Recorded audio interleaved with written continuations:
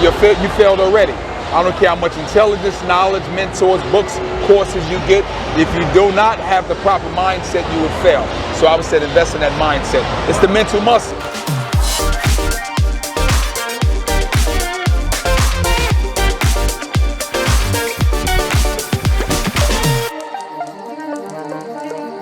Everybody, it is Dr. Tamara Allen here as your currency strategist. We got somebody special in the house, and it's Mike Headley from Learn.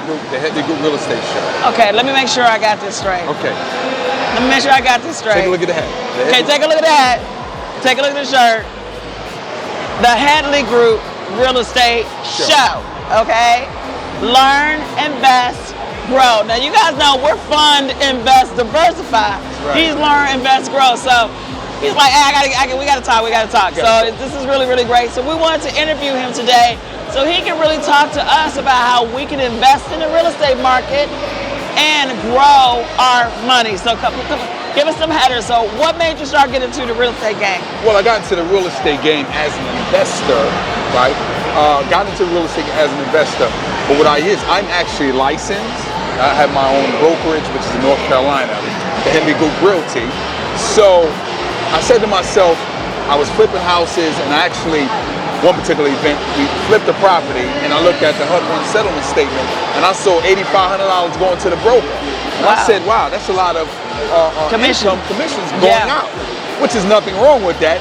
I said, you know something, let me get my license. But clearly I didn't know that it would take me to where I'm at now, where I'm able to leverage and buy more real estate by actually making commissions, and it opened a lot of doors for me. So that's what made me go to the real estate field. So are you teaching others to do it? All the time. Teach them exactly on our podcast, the Headley Group Real Estate Show, where we actually interview people who necessarily don't have a license, but they do other things such as commercial real estate, land flips, investing in the metaverse, anything. I love the metaverse. And definitely we need to be on top of that. We don't want to be behind the 8 ball, our people.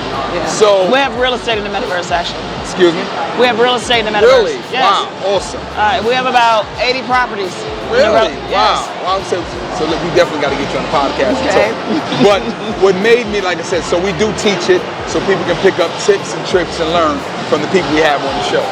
Awesome. What would be your one big takeaway that you need to, if somebody wants to learn to invest, what's the one thing that they need to know first about investing? What should they do? Well, actually, I'm going to peel the onion back a little bit more. Belief system. Mindset.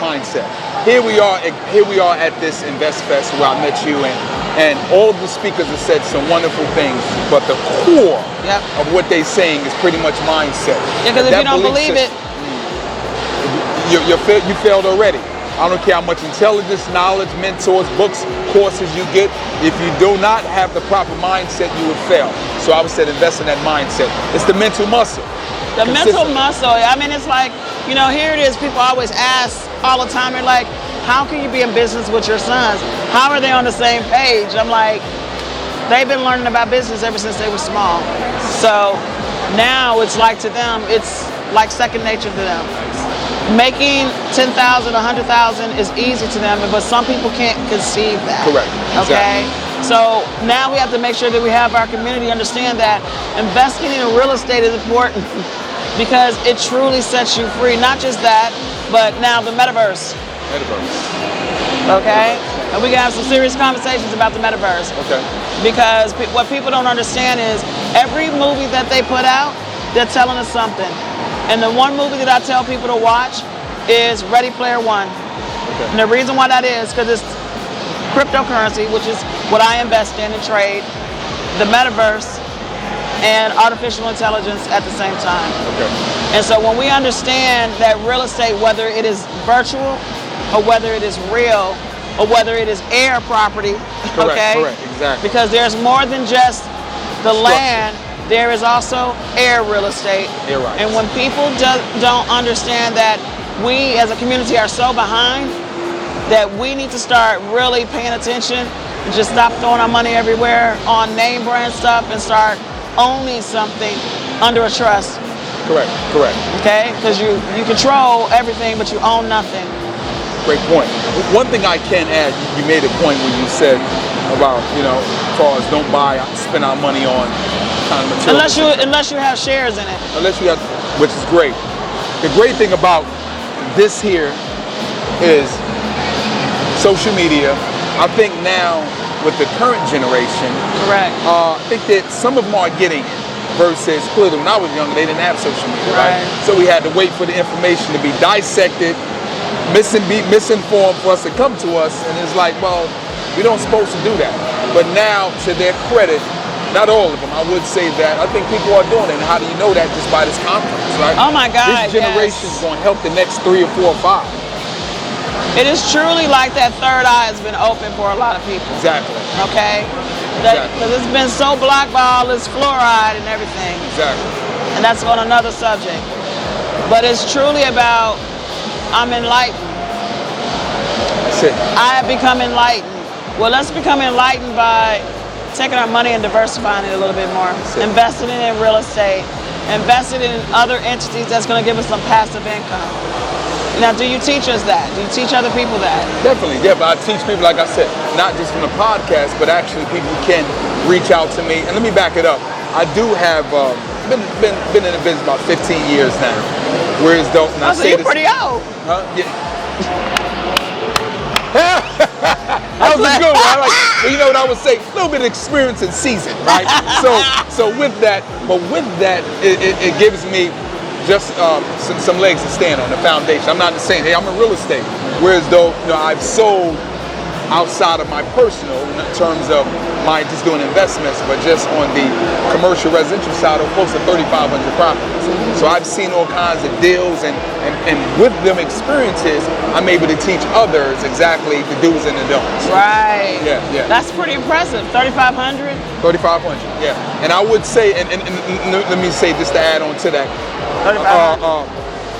what really catapulted me to that, I got into the market at the 07, 08 time when it crashed, but I was fortunate enough to be in with a lot of banks, hedge funds, and entities that catapulted me where I was doing 25, 30 closings a month, right? So it was a true blessing. Each one of them had their challenges, and I was able to learn so much just actually executing that deal.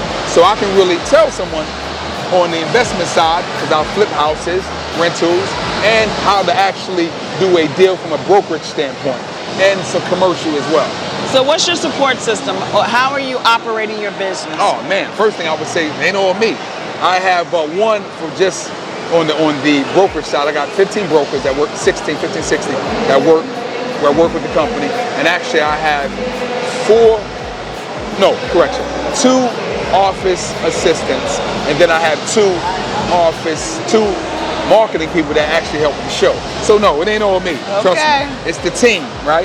And let me emphasize the team. But I can say I'm like the heartbeat behind it, because again, they follow direction. But trust me, I couldn't do it all without the team. Okay. So now you need to incorporate some virtual assistants. Well, I will say, and let me say, that time, that run, the good run I had when I first got in, I did have a VA, right? Her name was Ed. Ed was with me for about 5 to 6 years, right? But as things kind of slowed down a little bit, I said, well, let me get some people in-house, but we're open to some virtual assistants. Okay, good. We're open to, as long as I got some little quarrels here. That they speak English. English is good. Just effective communication. Correct. That is absolutely true. From a computer standpoint, knowing how to respond, when to respond, and being available. That's how it is for us. We make sure that when we're betting, that they're going to be able to communicate in our language, and they work on our time frame. That's important. Very important. Okay? That's important. Wow. So, North Carolina? North Carolina. Okay. You plan on expanding? Well, yeah, definitely. That's the whole goal, to expand. So I started out a little cubicle by myself, but now we at a point where we own the building and we own the business. Wow. Right? That's what it's about, ownership. With ownership, I get the control. Because when I went in to get the purchase of the building, the last thing I didn't want was Mr. whoever that is to say, hey, you know something, we're going to turn this to a coffee shop. Wow. Now I got to pick my business up. This standpoint, I control everything. Right, because you own it. Exactly. You know, it's so funny. I was talking with somebody, and they were telling me about these three guys. They own this commercial building. And I think one of the guys owned the bulk of it. He got sick. He wasn't insured. They ended up having to sell the property. And the property today is worth like $100 million. And they sold the property for $5 million. That person brought it, seen that $100 million. I think so. Oh, definitely. And it was so unfortunate because he was sick, you know, and the spouse didn't just wanted to sell instead of holding on to the property. I wanted this she understand what she had. I don't think so, because if she did, she wouldn't have sold it, you know? And that's what I mean about our people not understanding what they have before them, because we're not ready for the most of us are not ready for the long haul. They want the quick fix instead of being able to be patient and said, if I hold on to this is what can be the outcome. Can I add to that? Please. One thing about real estate people, particularly people a little younger, this is not an overnight get rich quick scheme. All the success is not really just real estate in any genre, any field.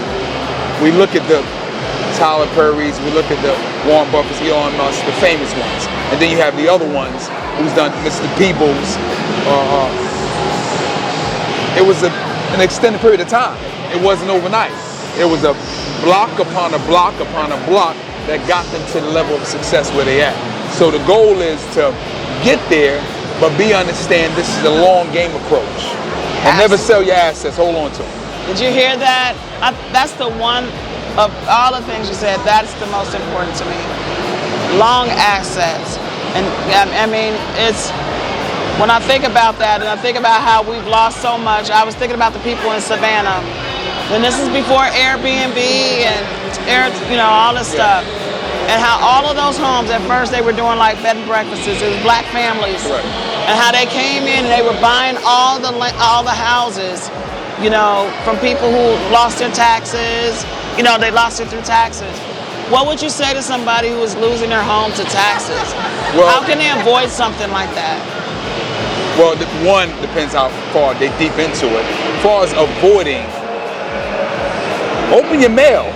I mean, are there programs for them? Well, I would say, because each state is different, each county. But I would say definitely check with your local county, city, and nonprofit organizations within your community. Because I'm quite sure there is programs for, in other words, like you said, you're behind on your payment. So there's the deferment plans. So I would say definitely check with your local and your city and nonprofit organizations. But I will add, and let me back it up a little bit, when you said people came in and they came to Savannah and bought all these homes. They don't make these purchases without doing some due diligence, because they checked with the planning and city board and seen that we was going to put up a whole shopping center 4 years from now, right? So they saw that and they said, that means all these rows of houses here, we need to buy them out. But that's the tough thing about with us. We don't take that extra mile due diligence homework to go down and see exactly what's coming. Your planning city gonna tell you exactly what's there. It's public information. They cannot hide that. We're putting the Whole Foods here. We're putting the Starbucks here. So we're putting it. That means property values will elevate. Hold on to your homes, people. Do your research. It's so interesting you said that in closing, because before they built the Mercedes-Benz, it was a church, and they wanted that land. They wanted that land so bad, and that church held out. I mean, this church was like 35 years old, and they held out for the money that they wanted.